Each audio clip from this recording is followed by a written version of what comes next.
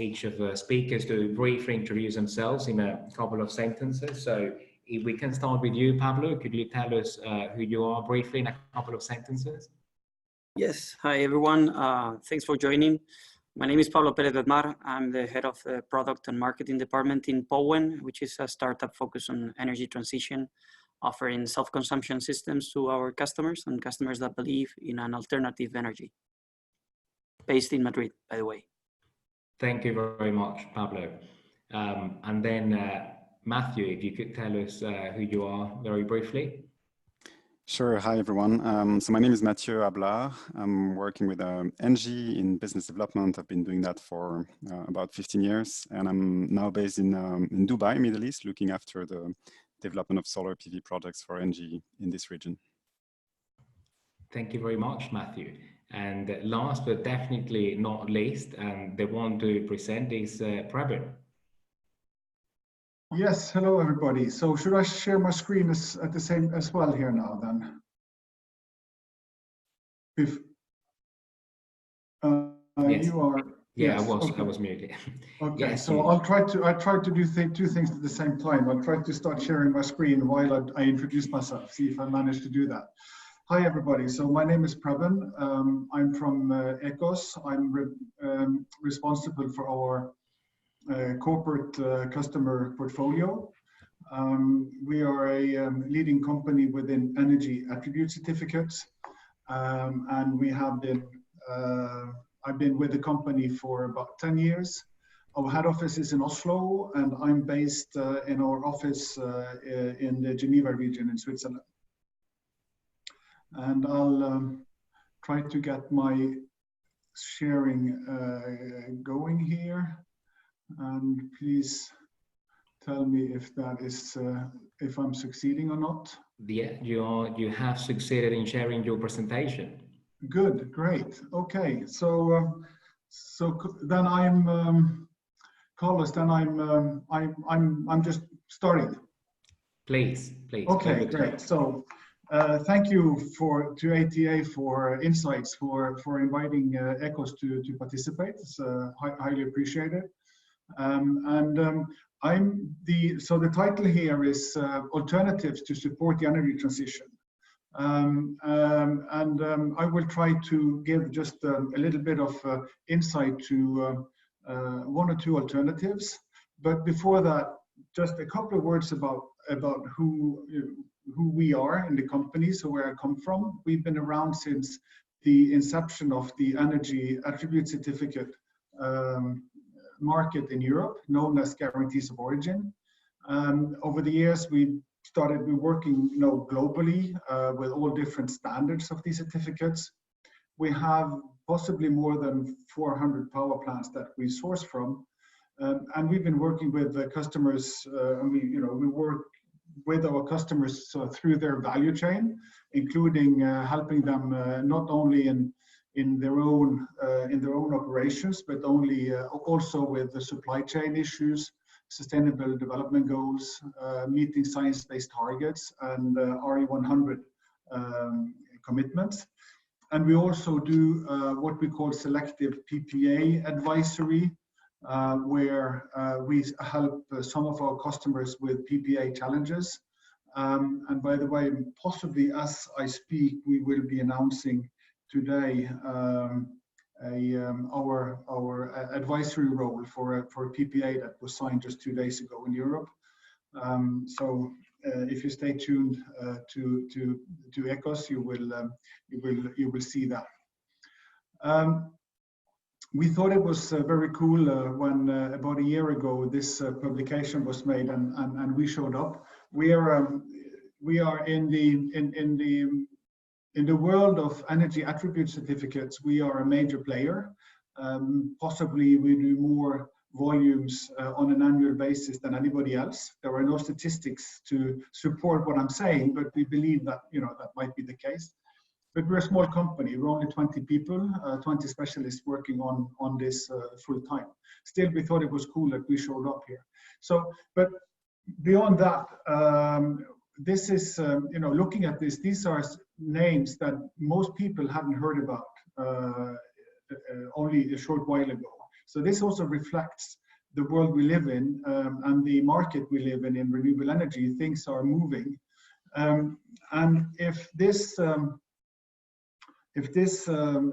sort of selection had been made for 2019, for sure this remarkable young lady would have been on, possibly right in that center of the whole thing.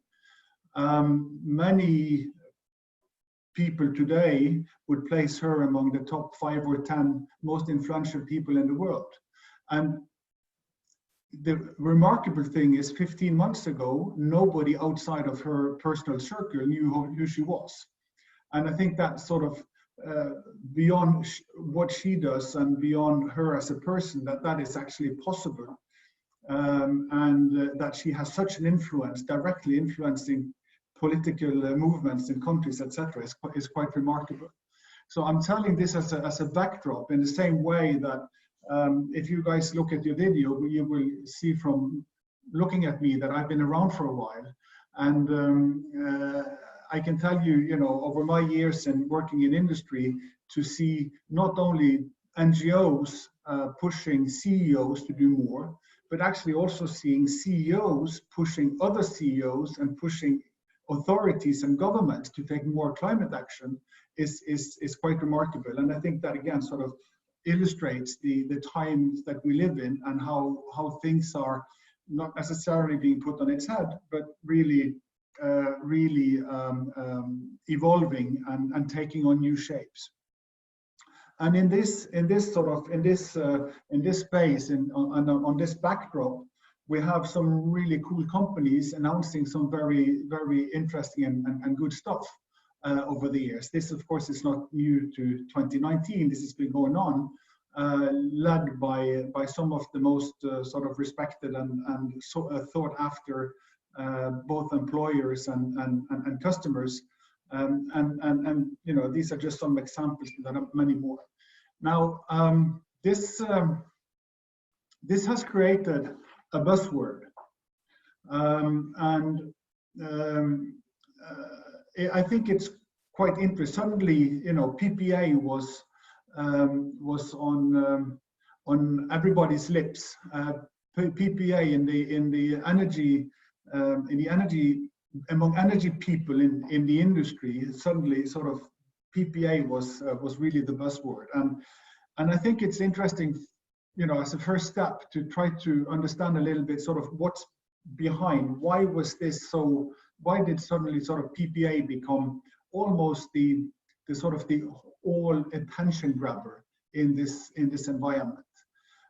Is it sort of I want to be part of the cool gang kind of thing, or am I being pressured either sort of a bit of a peer pressure or stakeholder pressure, whether those are internal or external stakeholders? Or is it a little bit sort of more down to earth? I'd really like to hedge my power prices. I like to know where I'm going on these costs. I even like to see if I can, this is an opportunity to get better prices. Is it linked to local relations or some specific customer relations where this is an expectation? So it's really very sort of business related. I do this to secure my business, or I do it so I can, I can talk about it. Either of these are good. I'm not putting this up at sort of these in any way is not sort of legitimate reasons. These can be, very, very legitimate and good management reasons for doing it. So I'm not by no means talking this down, but it could also be that the one reason for some of the companies, at least, for doing this is they want to participate and make sure that they take their responsibility to create impact. So this is again sort of a bit of sort of the environment that we are moving in, and I think it's it's interesting to understand. Now, if the motivation are sort of, I want to hedge prices, I want to know where my costs are, there are certain solutions then that sort of impose themselves where you can actually do that. And the top three whether these are, you know, on-site or off-site, where you actually go in as an asset owner. By the way, I'm not going to go into all of the details of this matrix. That's not the point. It really is just to give a bit of an overview. I'll be happy to discuss this in more detail in questions or in conversations later. So really, sort of, if it's the sort of the know where I'm going cost thing for my energy costs, it's really the three top ones that impose themselves, you know, with clear advantages, but also some challenges possibly to get them into place. And then the lower two, and I will talk a little bit about the one in blue here, that are if it's impact that one is looking for. I really want to do something that has an impact and that can be pointed to as an impact. Then, you know, there are other alternatives that are, you know, less complex to put into place. And I think then it's, you know, it's interesting to look at what I could call sort of impact efficiency. If I jump back, you know, PPA, as again, sort of, if we grab onto the sort of buzzword, PPA is in most instances quite a complex structure to put into place. Contractually, it can be challenging. Getting the decision process into place internally, large companies can be challenging. And so again, if you're looking at the impact, there might be other ways of getting a sort of optimizing the impact to exposure relationship or impact to complexity relationship. That might also, if, for instance, a cross-border situation is in place, can make it easier. And again, then a sort of also a simpler contractual structure.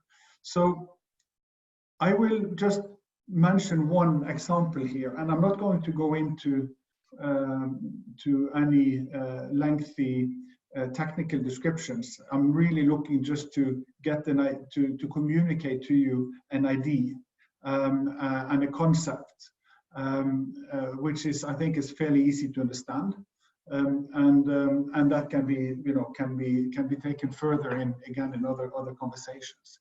So the concept here is a long-term contract for guarantees of origin. I'm not talking about Europe, but this could also obviously take place in other parts of the world.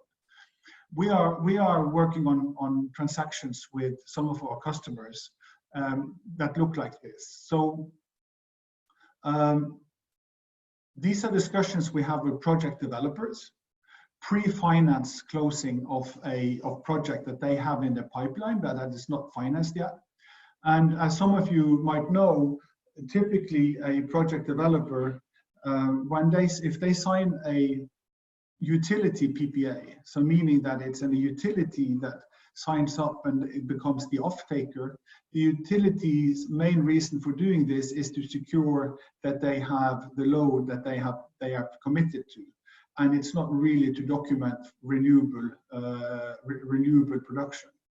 And so in this case, the project developer has an off-taker at the price, but the value of the green attributes, the renewable attributes of that project, has not been monetized. And typically the banks or the financing institutions will put a very low value, future value on these certificates if there is no contract in place. So for them to enter into a long-term contract for the certificates adds cash flow, and adds cash flow that the bank will take into consideration and facilitate and make the financing easier. So it really has, you know, it contributes to the financing of the project, and it opens up also a sort of a trade-off opportunity. Because of this added value to the project developer might I'm not saying that's the case in every case, but we have seen examples of that. Might say that this has such a value for us that we are willing to consider prices for these certificates that might be below what would be considered to be a long-term market value for them. And so that's a possibility for the corporate energy consumers to enter into a relationship with a project that has an impact, that has a sort of impact that can be showed, and still have quite reduced risk exposure and a very, very much more simplified transaction structure in terms of legal, financial, etc. So that was what I wanted to say. I hope I haven't gone too much over time, Carlos. I'm happy to answer questions late during this event or in the conversations with you at the later point. Thank you very much. Thank you, Preben, for your presentation. I think we have a couple of questions directed at you. We'll cover those after we have had all presentations. So next on, we have Matthew. So Preben, if you could stop sharing your presentation so Matthew can share his, that would be great. And right, so just a reminder to all of you who joined a little bit later, so we will be sending the the video recording and the presentations to you later on in the week. So don't worry, but stay with us because this is your chance to ask questions and to see the questions that other people ask as well, and learn more about the different ways in which you as a corporation could source renewable energy. So Matthew, over to you. Thanks, Carlos, and thanks, Preben, for a good transition to my presentation, which actually is going to focus on more on the corporate PPAs side of things, and which I've called corporate PPAs in a frontier market, because I'll spend a little bit of time talking about a specific case study that ENGIE has developed in a country which is Saudi Arabia, where you would not typically think that that corporate PPAs could be of relevance to our customers there. But maybe before I get into this, I'll start by just showing a brief summary of who ENGIE is today. If you're not familiar with ENGIE, you may be familiar with GDF Suez, who is the former name of our company. Basically a large French-based energy company with about 170,000 employees, and which is active across three main segments today. So the first one is the power generation, where we're a world leader in the IPP, so independent power project market, with about 100 gigawatts of installed capacity. Then we're also quite active in the networks segment, which is mainly gas transmission and distribution, as well as in the customer solutions segment. And this segment includes retail of gas and electricity, energy services, which include facility management, energy efficiency services, etc. And I think this segment is becoming more and more important for us, and more relevant when talking about corporate PPAs, because we have indeed a very wide client base, and through our expertise in power generation, we can address their needs in terms of green energy sourcing. Just looking a little bit about our renewable capacity installed. So today we own and operate about 24 gigawatt of renewable capacity, mostly hydro, with a big presence in France, of course, and in Brazil, but also a growing presence in the wind and the solar sector. And looking at the geographic footprint, it's pretty much all over the place. We're present in 70 countries today. And in actually most of these countries, we have solar or wind power plants up and running. So I just want to spend some time looking at our renewable ambitions, because they do demonstrate the importance that corporate PPAs has taken for utility companies like ENGIE. I think the first thing, so we set ourselves a target that we want to invest roughly 3 gigawatts per year in renewable capacity additions in the next 3 years. This is a massive number. Actually, with this number, we will rank number 2 in renewable capacity additions among all the utility companies. And when you look at the past, that's 6 times more than what we used to install every year in the past 5 years about. So I think this will give us a tier 1 position in terms of development. And interestingly, what we believe is that about 50% of these new installed capacities will be contracted directly through corporate PPAs. So that's about 1.5 gigawatt per year that we aim at contracting through corporate PPAs. It will be even more than that in a few years' time. We believe that then about 2/3 of our new capacity additions will be directly contracted with industrials or cities, municipalities, etc.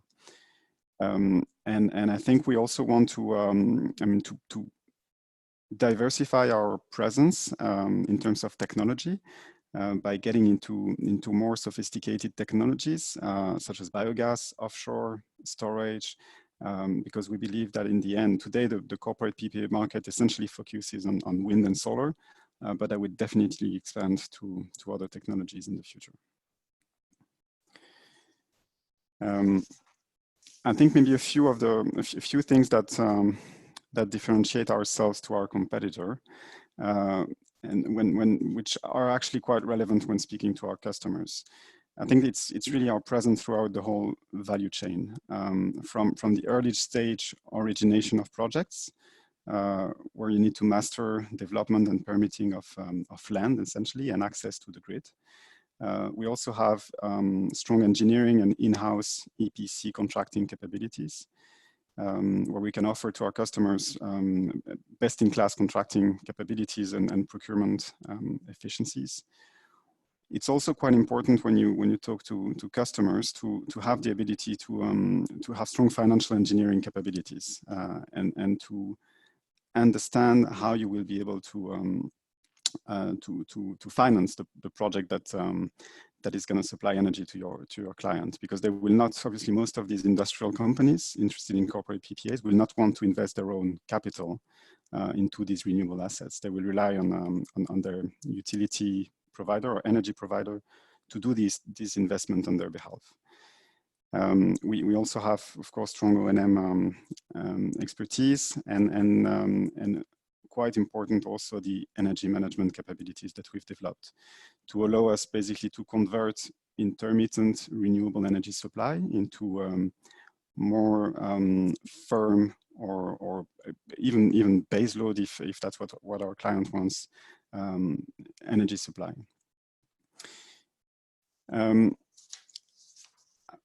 I think maybe moving on to the next slide, talking a little bit about the different types of the different ways that clients of ENGIE would have to procure green energy. And I'm not going to spend too much time on this because there's way too much information on this slide. But I think maybe when it's the first thing we would do when speaking to a client is and what is key really is to understand their objectives. What are their expectations? And also quite importantly, what are their limitations? And depending on this understanding, we will offer different types of solutions to them. So I think the first one, which is key when developing a corporate PPA project, is to talk about additionality. And to what extent is it important to our customers to demonstrate that their action will directly contribute to the launching and the construction of new renewable projects. And if this is critical to them, then we would rather orientate them towards corporate PPA mechanisms. Then we also need to understand if you go to a corporate PPA, basically ENGIE or the energy supplier will invest into a project, will sell electricity over the long term to the client. And so it becomes quite important for us to understand if the client will have the ability to pay for this energy for the next 10, 15, 20 years. So the credit rating of our customer becomes quite important.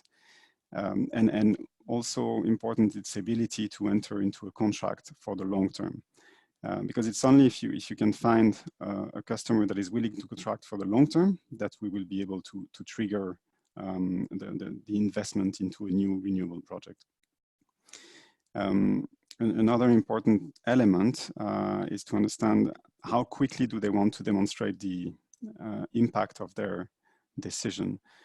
If they want to communicate to market, or if they have to meet obligations that are in the very near future, then corporate PPA may not be the right answer. They may prefer going to energy certificates route. And then also decisive is their ability to enter into complex discussions about price risk, about different commercial structures and contractual negotiations, because these corporate PPAs will be quite demanding from that point of view. So I think maybe just to summarize, so for you to remember, the way we define these corporate PPAs is I mean, nothing more than a mid to long-term contract under which a business, and as I said, it could be industrial companies, but we see more and more interest from schools, from hospitals, municipalities, to purchase electricity directly from an energy generator. And there's different ways of structuring that purchase. Either what we call physical PPAs, so that could be direct wire or behind the fence type of project, or then you can enter into more complex structure such as virtual PPAs. Maybe just giving quickly a few references of ENGIE and some numbers to show you how this market is moving, but it's developing very fast. In particular in the US and Europe. And just a few numbers about US. Last year, about 13 gigawatt of projects have been developed through corporate PPAs. So this is a very big number, and in the first 9 months of 2019. The same number has already been achieved. So it's definitely a growth market. We see that what started initially with pretty simple transactions where energy would be sold from just one single renewable project to a customer are now becoming more and more complex because the clients are becoming more and more demanding. I think what they're now looking for is 100% green electricity. As consumed and not anymore as produced by the renewable assets. So they're looking for suppliers that are able to supply them with 100% green electricity for every single hour of the year. And so that's leading to more complex structures. So ENGIE today has about 2 gigawatt of projects, either developed or under final stages of development in 8 countries. And I think that the landmark project we announced recently is one with Microsoft in the US for about 230 megawatts, which I like to mention because it combines wind supply with solar supply from offsite projects that are quite far from Microsoft consumption points, together with firming to be able to achieve a profile 100% renewable that is matching the customer's consumption. So this is maybe for a general overview, and as you can see on the map, there is one location that is missing, that is not yet in blue, and that I will be talking about in the next 2 slides. And that's a project I'm familiar with because I've been directly involved in it, but it's to illustrate a little bit how these corporate PPAs are expanding everywhere in the world, and even in markets such as in the Middle East, where you think that these are not deregulated, electricity is supplied by a government entity, and electricity is pretty cheap. Actually, it's the fuels are heavily subsidized.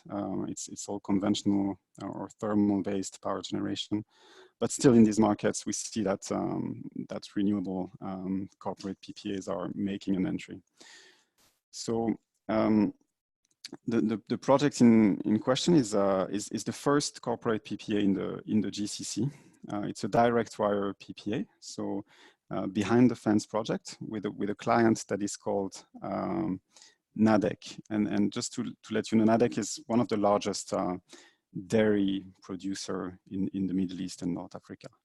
So I think the situation for NADEC today, and it's applicable to many other potential clients in the region, is that they're procuring their energy through their own small power plants. So they're off grid, off the main Saudi grid, and they're generating energy through burning of heavy fuel oil and light fuel oil in their own diesel generators. And I think what's important for NADEC, they had basically two objectives in mind. The first one is a sustainability objective, of course. That's important for them to be able to communicate on demonstrating that they're also transitioning to a more greener operation.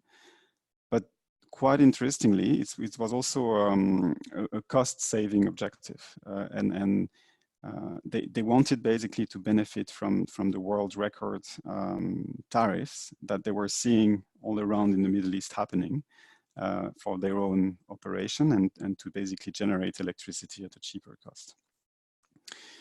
So the project that we've developed for them is structured in a standard way for independent power projects in the region, meaning that ENGIE will develop, invest, means own, operate, and maintain a solar PV plant of about 30 megawatt capacity on the client side. And we have signed with this customer so a 25 years power purchase agreement, together with a land lease agreement where they lease the land to us. During these 25 years, NADEC is guaranteeing that they will purchase 100% of the output of the plant at a fixed price that will remain fixed for 25 years. And they're taking a full demand risk in the sense that if we're not dispatching the plant because they don't have the load to consume this electricity, they will nevertheless pay us the deemed electricity we should have produced.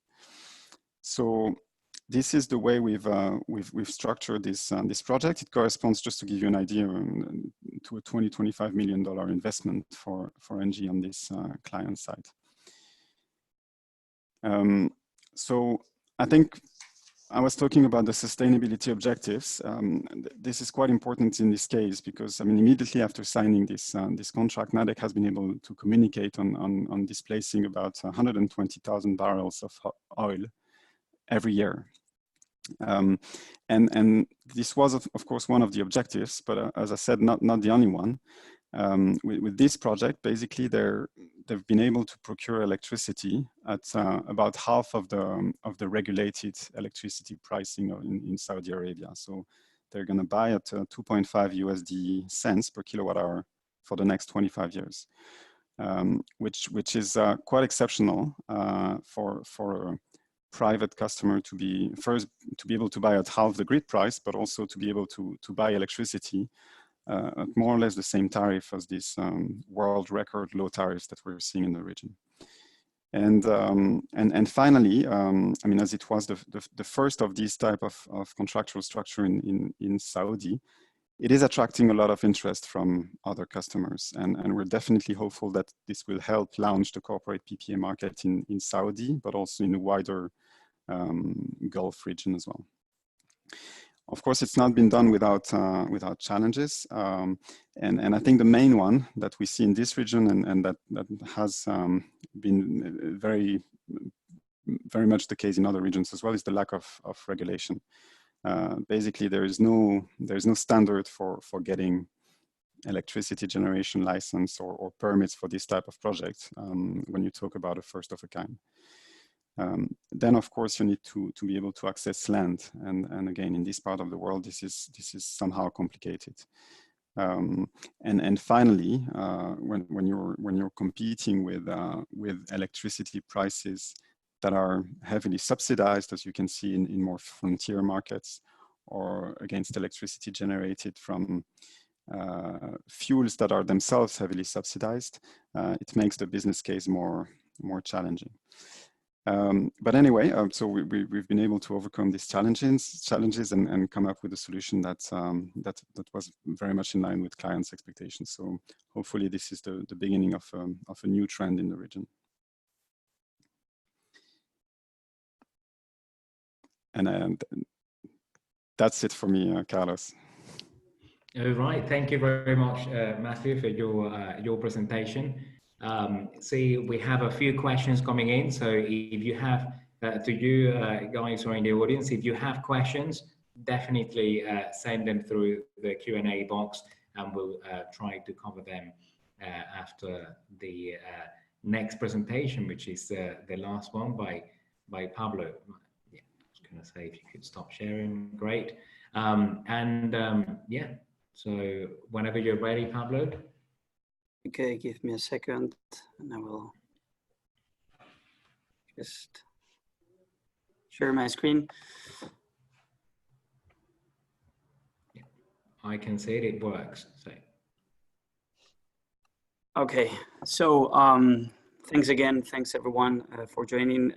I'll be talking today about specifically self-consumption systems. So we are Powen. Just let me do a brief introduction of who we are, because probably we're not so well known as ENGIE or other companies yet. But we are more or less a small company, a startup that was born 3 years ago in the distributed energy space to provide our customers with an alternative for the energy transition that we believe is unstoppable, and where distributed generation systems will play a significant role. So far, we have entered Mexico and Spain and Portugal, these 3 countries where we luckily enjoy a nice amount of sunlight during the year. So this is the perfect place to start with our business. Although interestingly, the self-consumption systems and based on rooftop solar, which is what we provide at first, are much more developed in countries in the Northern Europe, such as Germany, where they have more than 1 million installations, or Netherlands. But in Spain, because of the regulation that recently changed, we haven't been able to develop the market as we should, given the hours of sun that we have every year. We are a startup, but we are a spin-off of a previous venture that was in charge of developing more than 10 gigawatts of solar energy utility scale projects in more than 25 countries. So we know about technology, we know about PVs and self-consumption systems, which is what we are trying to bring to customers, to corporates and even individual customers. So we tackle every segment, from big corporations to agricultural communities and even residentials. But we like to think about the solutions that we provide in this frame now, which is the classic trilemma of energy systems, which try to balance 3 different aspects. The first one is sustainability, of course.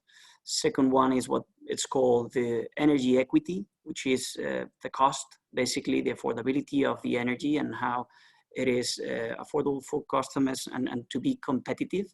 And then the last one is the security of supply, which of course, sunlight provides a nice amount of energy during the day, but what happens at night and how we can complement these solutions with either storage or other renewable sources that are not subject to certain conditions of the sun. We are going to be discussing how self-consumption and distributed generation affects each and every pillar of this trilemma, but we believe is the most direct and truthful way to tackle these problems. So to give you an introduction of what is a photovoltaic self-consumption system, typically rooftop solar is basically systems or mini power plants that you installed in your rooftop to generate your own electricity. Instead of doing it outside where the energy is consumed, you build a power plant directly where the energy is consumed. Now the technology is mature enough, so we have been using photovoltaic panels for a long time now. Price have been dropping significantly over the past 10 years, so now it's more affordable than ever. We expect the prices to remain stable in the coming years, and only technology will evolve and make it more efficient. But now is the most affordable source of renewable energy and is available to install it everywhere. We differentiate two different types of rooftop solar installations, basically depending on the consumption that they have. Meaning that if you consume all the energy that is produced, we consider that there are no surplus. But corporates that, for certain reasons, their load is not constant over the days of the year or specific days of the week, etc., they might still generate power and just give it to the grid. In that case, the customer is becoming what is called a prosumer, that is producing and consuming electricity. So it one more asset into the system.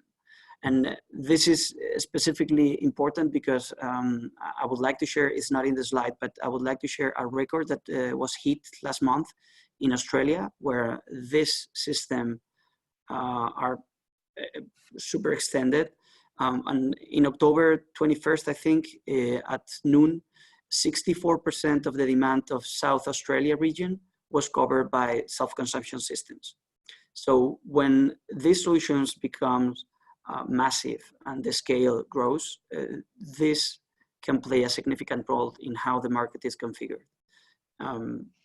So I think in Spain or Mexico, we're just starting, but we believe in the future and coming years, especially for corporations, because of the power they can install in the rooftops, they will become more and more significant players in the energy sector. Of course, these systems and self-consumption systems are or provide an experience to customer that is typically different from signing a PPA or a long-term contract or contracting any certificate for renewable energy. This is a physical installation that you will experience in your home or in your corporation, so you will see it. It's important that that's a main difference, because you can start making tangible something so thin as the energy, right? So you will experience from the first analysis to create the study of the project, to do the engineered solution depending on the type of rooftop that you have, the orientation of the panels, how is the structure you need to install, the transportation of the panels, the modules, the inverters, everything. You will see the installation. All of that seems like a hurdle, but it's not really. We companies that are focused on this type of system have become very efficient in doing it in a way where customers are totally safe and they don't need to stop their production, for example, in big corporations. Other than that, I mean, they can enjoy a nice power plant that they can visit, and they can share it with their employees, or even, for example, if we're talking about the schools, that we will see a use case that we have in Spain, is a nice place because you can visit a power plant directly in your own school. Of course, companies like ours, apart from the whole system, from the engineering and studying to the installation, we offer financing solutions, insurances, maintenance, and monitoring tools to help you understand how you are consuming compared to the energy that you're producing, and how you can optimize the investment that you've made. Going back to the trilemma of the energy systems, of course, if we're talking about self-consumption systems, regarding sustainability, this is obvious, no? You don't need GOs. The energy is produced with renewable sources directly where you are consuming the energy. So it's the most efficient way of consuming energy. There is no transportation, and therefore there are no losses in the energy that is produced.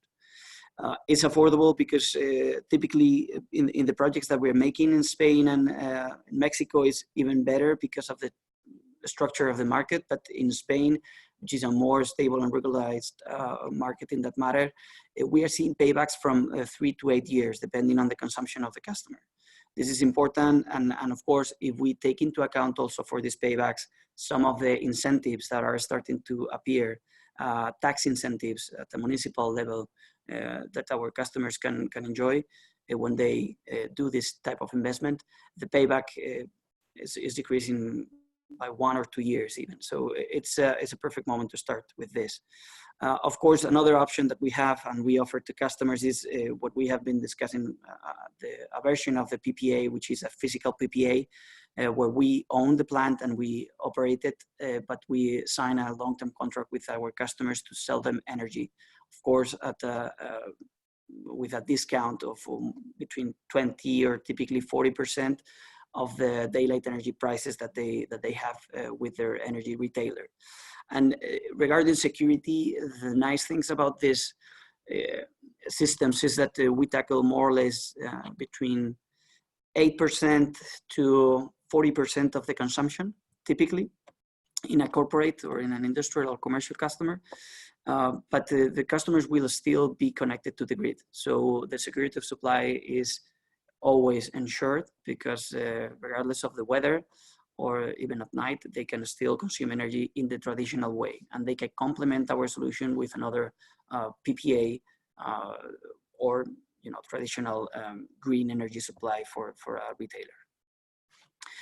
By the way, the picture that you see here is one of our systems in Cancun, Mayacoba, which, as you can see, is very well integrated into the design of the hotel resort.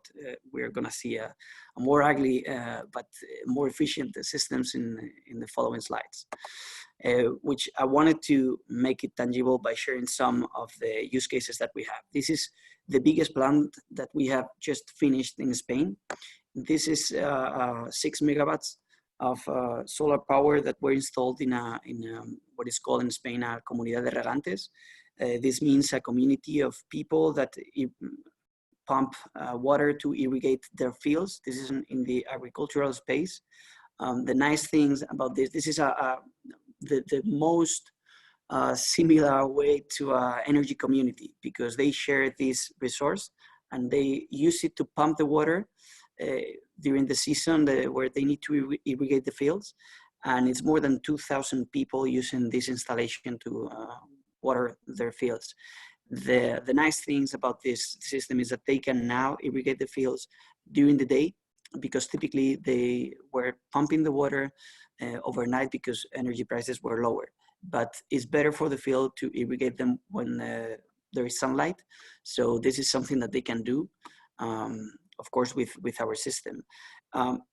Also, in this case, outside the irrigation season, so during the winter, this power plant is behaving as any regular power plant, selling the energy to the grid, and that gives an extra incentives and an extra money to the community to make them more competitive, or the products that they produce will be more competitive in the market because of that.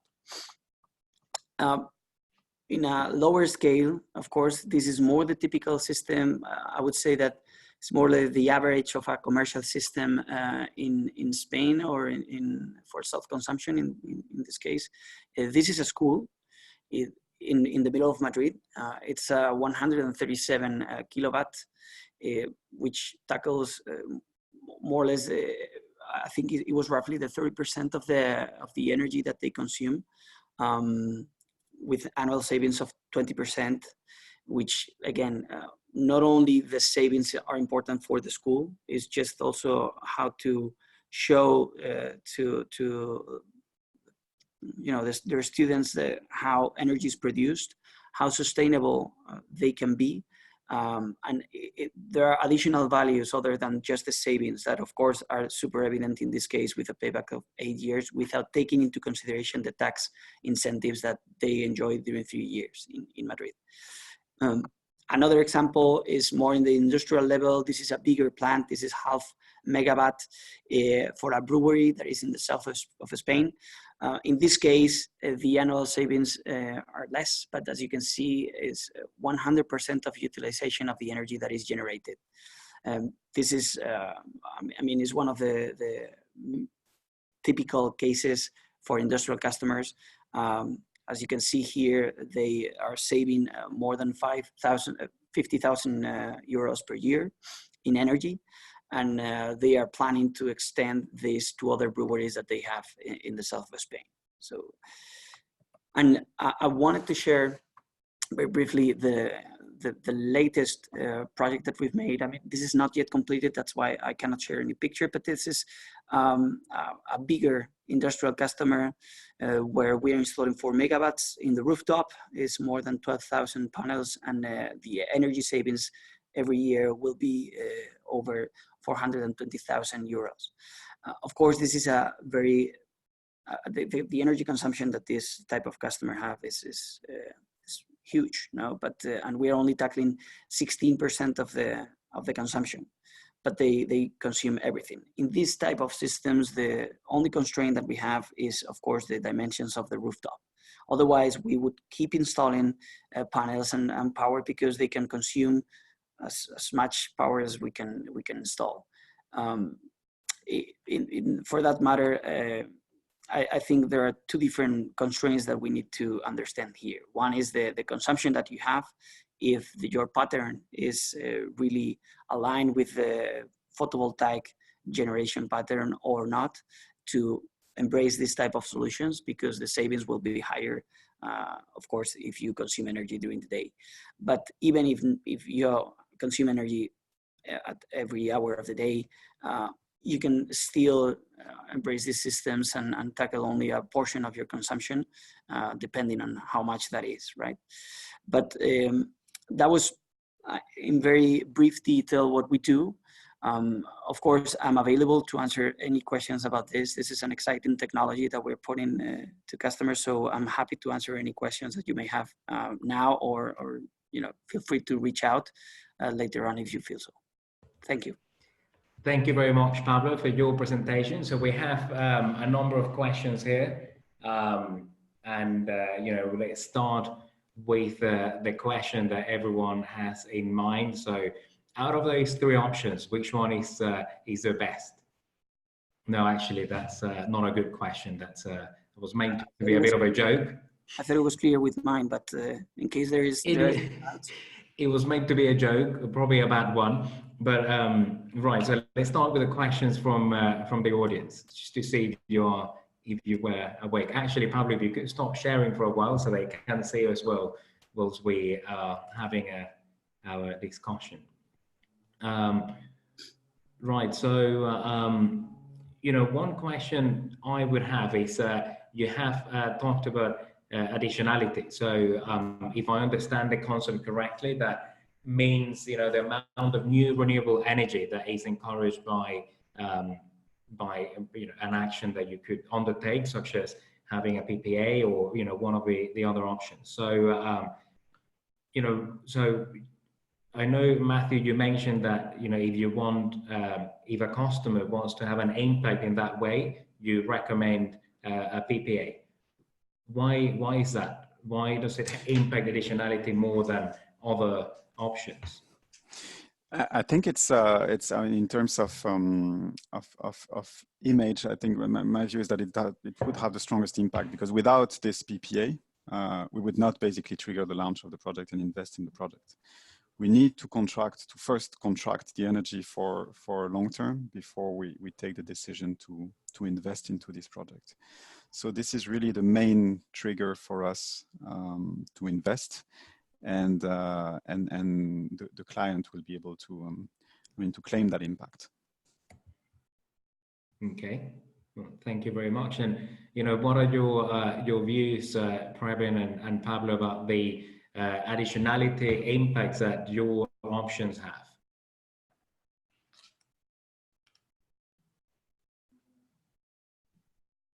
I just needed to unmute. Yeah, I mean, sort of the it's your joke question to start with isn't actually that bad. Not because there is a good answer to it, but because I think it describes how some people think. Which is the best one. I think it's the sort of which is the best one related to my situation or my company situation, or what it looks like. So for some it is, a PPA is what makes most sense. And of course, when Mathieu, makes a reference to the price that the Saudi customer will pay, I mean, it makes all the sense in the world for that customer to do what they're doing. But for another company based somewhere else, where the conditions are different and their load is different, and the PPA and the regulatory framework in that place is different. A PPA might not be on the table as a viable option. And then, so what's possible to do? Should we take a step back and say can't do anything, or should we then look for opportunities to do something else? So I think that's really, and of course, additionality. I don't know if additionality has now started to appear in the dictionaries, but we all remember a few years ago when we wrote additionality in a Word document, it came a red line under it because the dictionary in Word didn't recognize additionality as a valid word. So it's something, and what is additionality is a discussion we can have for a long, long time.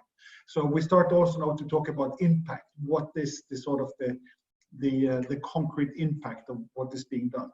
And I think that is, there is, depending on what the situation is, what makes more sense and what is the more efficient way of creating impact. Right. Thank you very much. Pablo, I don't know if you'd like to add to pitch in and. Yeah, no, I think honestly, it depends on each and every situation, depends on the load, depends on the location, depends on the possibilities that you have. A solution might fit you and another one might complement the other. I think the perfect way to tackle this is to go more and more into the renewable energy. I think we have now different solutions at our disposal, and we just need to see how the different pieces fit together to achieve the goals that we have as corporations, which is becoming more sustainable. The end goal of this would be to be 100% renewable, of course. How to do that and how to start working on that, I think it depends on the regulatory framework that there is in the country, your location, your load, type of investments that you can come up with. So I think in that matter, of course, I like a lot distributed solutions because I think it's the most truthful, affordable, and direct way to do that. But you can only tackle a certain percentage of your total load. You will not achieve 100% unless there is a storage as well, which will be important in the coming years, but not yet. Okay, thank you very much. There is a question for you here, Pablo, that asks about the decommissioning of solar panels at the end of a life cycle. So is it something that you have in place now to do? You are still muted. Yeah, so well, honestly, not yet. The lifetime of our modules, or the ones that we're installing, we expect them to be greater than 25 years, which was the typical lifetime of the modules. We've seen lifetime over 35 years and they are still at 75% of the power. So I think the commissioning is important, but we are not yet doing that. But we have some strategies with the manufacturing companies that provide us with the modules to do that and to recycle as much as we can, of course. Okay. And Matthew, in your case, have you considered that aspect of the project as well, the end of life cycle management?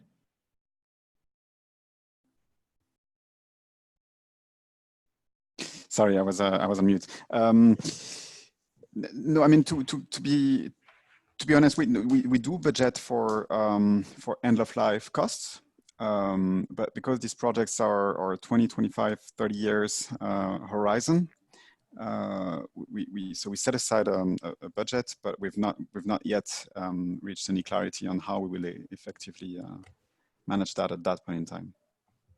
Okay. Thanks. So yeah, I understand that it wouldn't be the first thing that would come to mind at the beginning of a project, but I know that at least in Europe, there is quite a comprehensive program for sharing,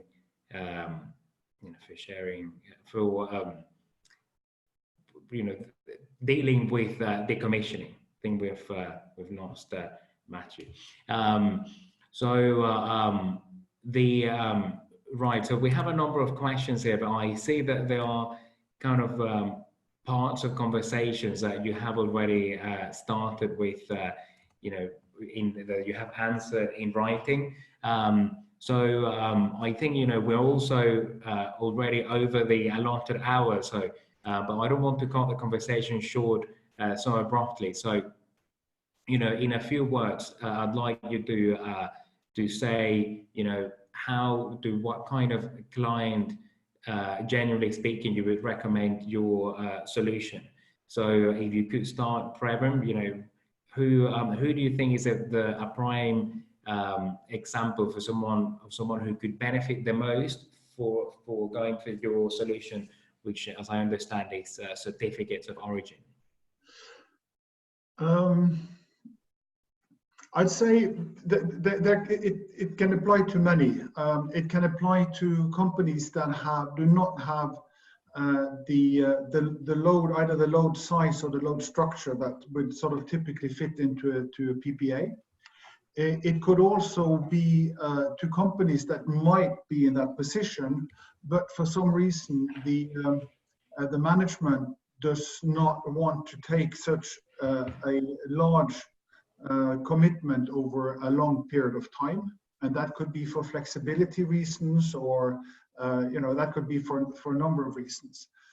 And it could also be that some just are reluctant, at least in the shorter term, to move into a process that necessarily engages a number of different services in the company. You have technical, you have finance, you have accounting, you have sustainability, you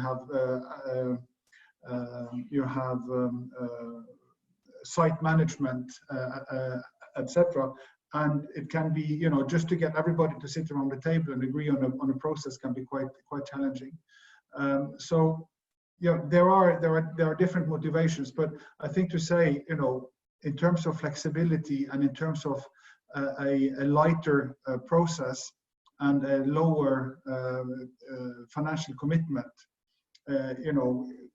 would be sort of key words for those who would want to go in that direction instead of going in for a PPA. And again, I'm very supportive of PPAs. That's not the question. It's really sort of, are there more? Because we know that one solution doesn't suit everybody. So, yeah. Exactly. So it seems that for someone who's actually perhaps doesn't have the resources to commit to engaging in a more complex project, a certificate of origin solution could be best. Right. Okay. Right. So Pablo, so who do you think is a prime client for or a prime user who could benefit the most from your solution? Honestly, our solution are suitable for everyone that has a rooftop. So if you have a rooftop, if your company has a rooftop, our solution is perfect in the sense that you can produce your own energy, create savings in your energy cost, which is a concern for most of our customers. And at the same time, you are becoming more sustainable and you have a better control of your energy consumption. So we believe savings, sustainability, and control are the three main benefits for everyone that owns a rooftop. Right, good. Well, thank you very much to both of you, and thank you to everyone in the audience as well who's stuck with us for the entire webinar. Just before I go, just to let you know that we will definitely be sharing the slides with you and the recording. I have nothing else to add other than to say that if you want to see more webinars of this kind, go to our website, which is atainsights.com, and then you'll see what we have coming up next. Right, any parting words for the audience, Preben? No, I think it's really fantastic to see the interest that is generated around renewable energy. And for my personal sake, I would welcome any follow-up conversations with any of the participants. Just reach out and be happy to continue a conversation. Thank you. Pablo, any parting words for the audience? No, again, feel free to reach out. I'm happy to discuss this in further detail with any of you are interested. Right. Well, once again, thank you very much, and see you next time here at our webinars. Have a good day. Thank you. Thank you so much. Bye-bye. Thank you.